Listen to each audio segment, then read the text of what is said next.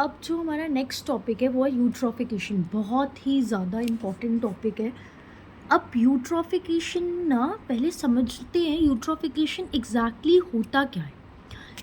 अगर हम ध्यान से यूट्रोफिकेशन को तोड़ें, ठीक है, यू का मतलब होता है गुड, मतलब यूट्रोफिकेशन जो वर्ड है उसकी स्पेलिंग कुछ इस प्रकार से है। अब इसके स्पेलिंग्स को तोड़ो। जो इसके पहले दो शब्द है विच इज़ यू जिसको हम बोलते हैं एंड द साउंडिंग इफेक्ट, उसका मतलब होता है गुड यानी कि अच्छा। और ये जो वर्ड है ट्रॉफिकेशन, ये एक ट्रॉफोस वर्ड से जुड़ा कर बना हुआ है जिसका मतलब होता है फूड। और ये बेसिकली ग्रीक लैंग्वेज के मतलब है, ग्रीक, ठीक है। तो ग्रीक शब्द के अकॉर्डिंगली यूट्रोफिकेशन दो शब्दों को जोड़कर बना है। One is eu, other one is trophos, जिसका मतलब होता है गुड फूड यानी कि वेल फूड। अब बेसिकली इसका क्या मतलब है, बेसिकली होता क्या है, again how this particular thing is connected with water pollution and everything. देखो, जब आपके पास अच्छा खाना होगा तो अल्टीमेटली आपके ऑर्गेनिजम्स ग्रो करेंगे, राइट।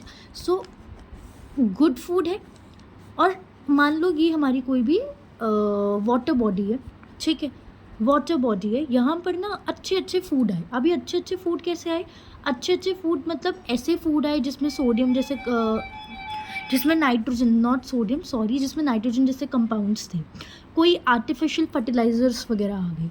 तो जब हमारी वाटर बॉडी में फर्टिलाइजर्स गिरते हैं, अब देखो फर्टिलाइजर्स जब हमारी वाटर बॉडी में गिरते हैं, सो वी नो दैट जो फर्टिलाइज़र होता है वो तो वाटर पोल्यूशन को, सो वी नो कि जो फर्टिलाइज़र होता है, फर्टिलाइज़र तो वाटर पोल्यूशन को कॉज कर सकता है। सिंस फर्टिलाइज़र वाटर जब हमारी वाटर बॉडी के अंदर जाता है, वाटर पोल्यूशन कॉज करता है।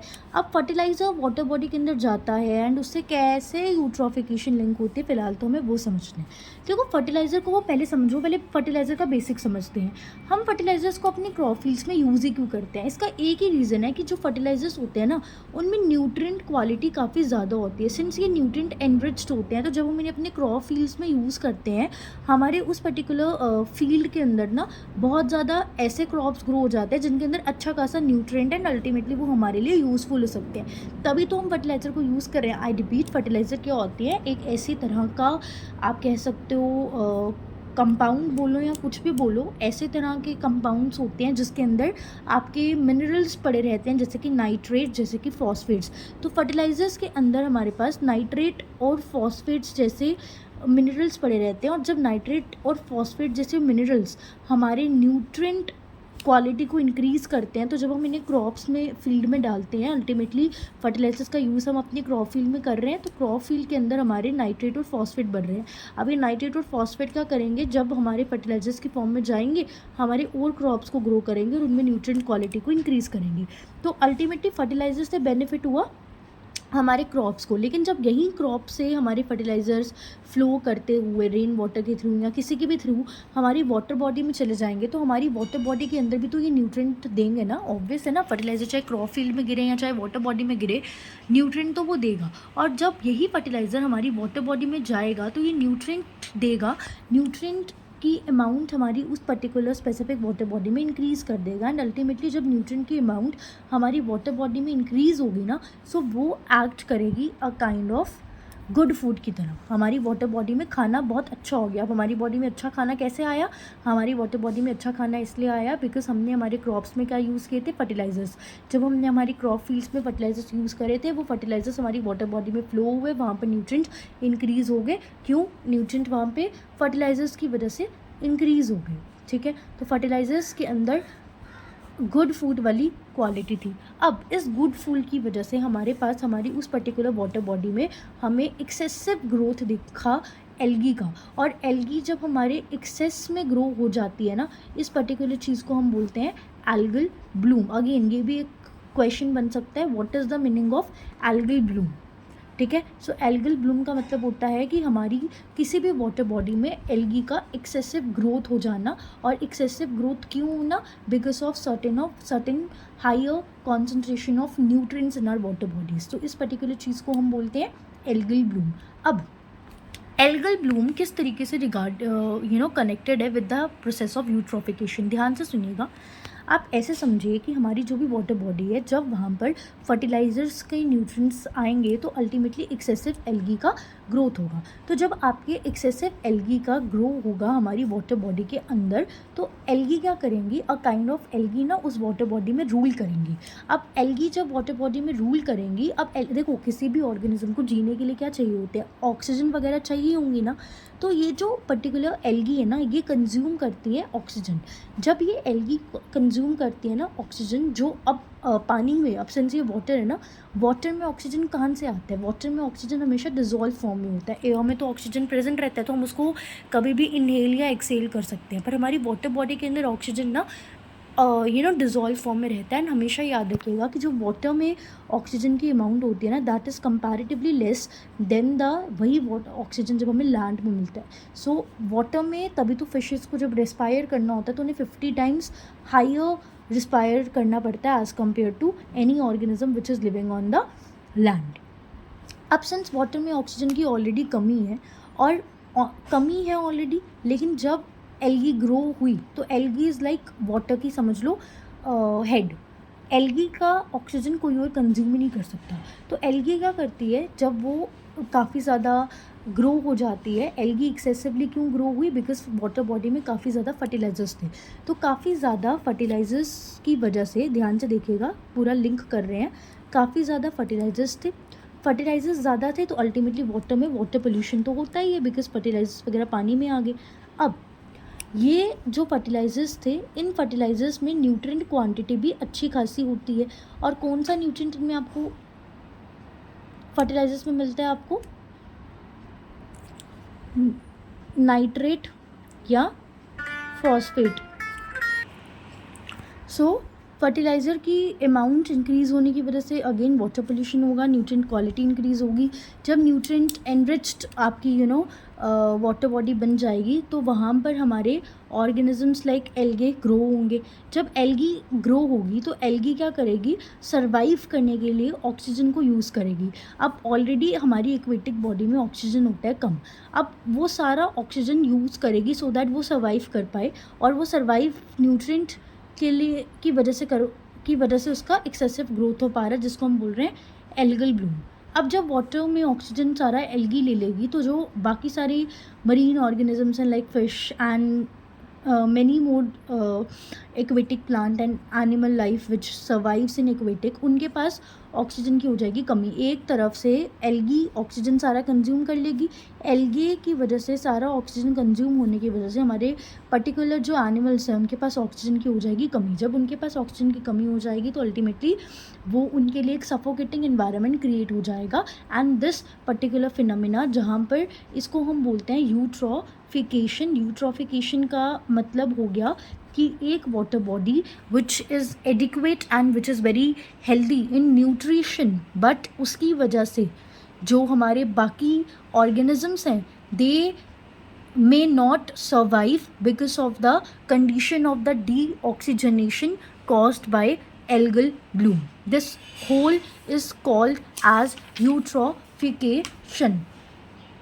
So when nutrients like phosphorus and nitrates जब हमारी वो वाटर बॉडी में डिज़ोल्व होते हैं, तो जब ऐसे न्यूट्रिएंट्स हमारी वाटर बॉडी में डिज़ोल्व होते हैं, हमारी एल्गी की अमाउंट इंक्रीज़ हो जाती है। जब एल्गी की अमाउंट हमारी वाटर बॉडी में इंक्रीज़ हो जाती है, बाकी सारे ऑर्गेनिजम्स की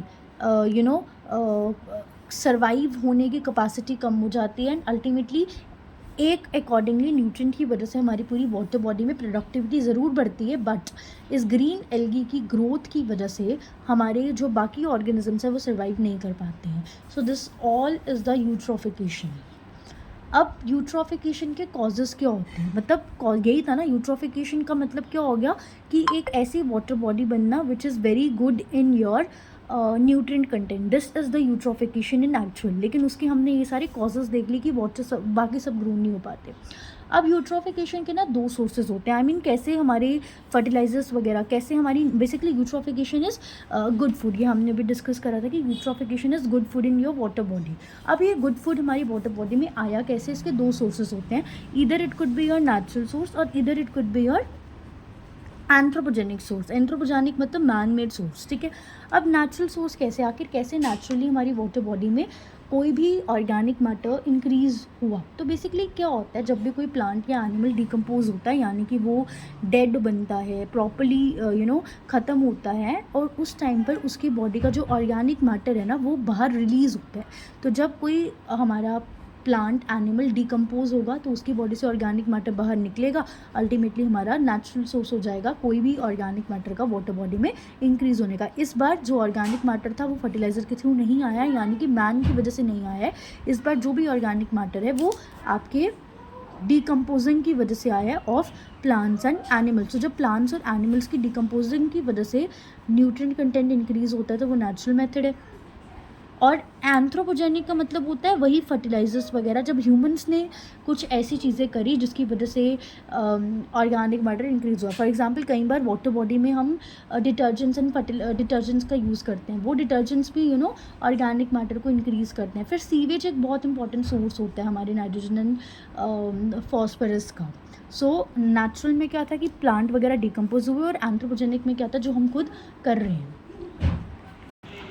सो यूट्रोफिकेशन होता क्या है एग्जैक्टली हमने उसको डिस्कस।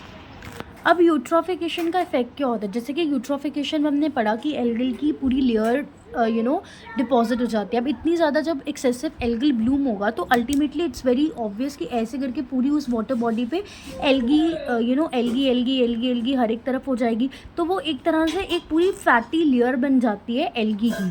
अब जब एल्गी की पूरी लेयर होती है ना, उस लेयर को हम बोलते हैं स्लाइम लेयर। अब जब पूरी लेयर बन जाएगी ना, ऐसे समझिए कि वाटर बॉडी में लाइट गिर पा रही थी, अब वो लाइट ही नहीं यहाँ पर आ पाएगी, अल्टीमेटली लाइट की पेनिट्रेशन कम हो जाएगी because of the formation of the layer of this algae.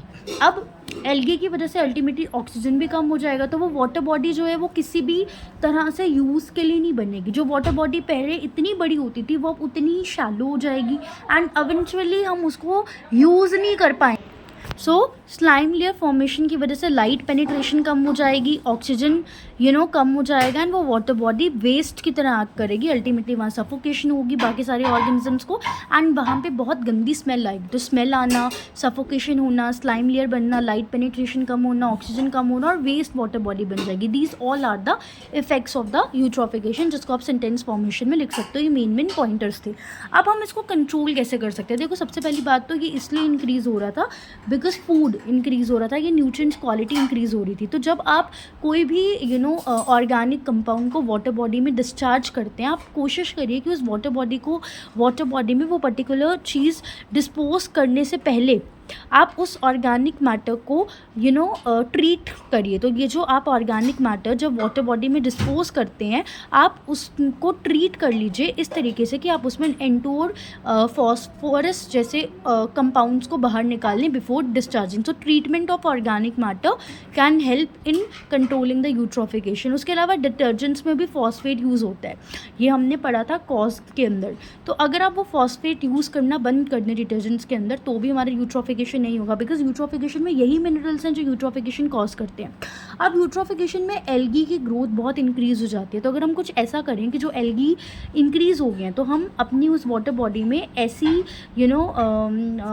एल्गीसाइड्स use करें। एल्गीसाइड्स जब हम यूज़ करेंगे तो हमारी वाटर बॉडी के अंदर ये केमिकल होता है एल्गीसाइड, जो कि कॉपर सल्फेट से मिलकर बना होता है। तो कॉपर सल्फेट से बना हुआ अगर हम केमिकल यूज़ करें जिसको हम एल्गीसाइड बोलते हैं, तो एल्गी ग्रोथ नहीं करेगी। एल्गी ग्रो नहीं करेगी तो स्लाइम लेयर नहीं बनेगी। स्लाइम लेयर नहीं बनेगी तो पेनिट्रेशन कम नहीं होगी, ऑक्सीजन क्वालिटी कम नहीं होगी, वेस्ट वाटर बॉडी होगी नहीं, सफोकेशन होगी नहीं, स्मेल नहीं होगी। तो these all the problem cause by algae. Algae को ख़त्म कर दो, कॉपर सल्फेट जैसे एल्गीसाइड यूज़ कर पूरी की पूरी प्रॉब्लम खत्म। या तो आप एल्गी को ख़त्म करो, या तो एल्गी जिन चीज़ों से ग्रो हो रही थी उन चीज़ों को ख़त्म कर दो, जैसे कि नाइट्रोजन फॉस्फोरस, जैसे कि फॉस्फेट को कैसे कम कर सकते हैं? डिटर्जेंट में उसको ना यूज़ करके। नाइट्रोजन फॉस्फोरस को कैसे कर सकते हैं? जिस भी आप ऑर्गेनिक कंपाउंड को यूज़ करते हो उसको डिस्पोज करने से पहले ट्रीटमेंट करवाओ इस तरीके से कि उसके अंदर ये ना हो।